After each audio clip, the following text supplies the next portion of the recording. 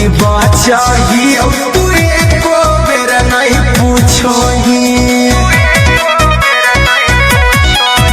जब टंगारी में टंगारी फंसाव हो तो तू सच बोले याद हमारे आव हो तो आगे देखो ही तामू हम चमकावो ही गे जानू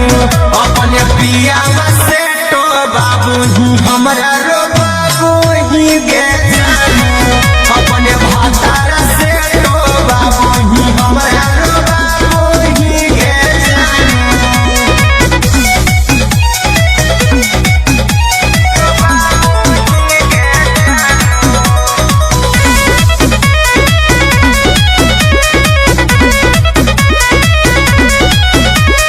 तोरा लगी सपना जानू के तना हम सजलियो है अब 50